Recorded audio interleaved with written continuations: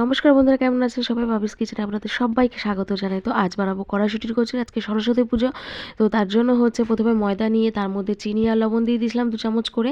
আর ঘিটা গরম করে ওই ময়দার মধ্যে দিয়ে দিলাম উষ্ণ গরম জল দিয়ে ভালো করে ময়দাটা মেখে আমি 1 ঘন্টার জন্য রেখে দেবো। আর একদিকে আমি পেস্ট তৈরি করব, আদা আর লঙ্কার পেস্ট। সেই লঙ্কার পেস্টটা হয়ে গেছে কড়াতে।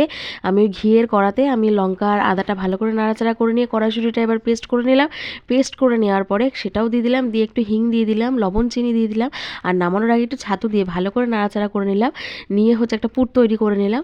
তো এই যে আমার ময়দার ডোটা রেডি হয়ে গেছে, তো তার জন্য পুর দিয়ে আমি এইবার লুচির আকারে এগুলো বেলে নেবো। এগুলো বেলার সময় কিন্তু দেখতে হবে যাতে ফেটে না যায়। আমার তেলটাও গরম হয়ে গেছে, আমার লুচি ভাজাও শুরু হয়ে গেছে। দেখুন কি সুন্দর লুচিগুলো ফুলে উঠছে। তো এইরকমভাবে কড়াইশুঁটির কচুরিটা বানিয়ে দেখবেন, খুব ভালো লাগে খেতে। তো আমার অলমোস্ট রেডি কড়াইশুঁটির কচুরি।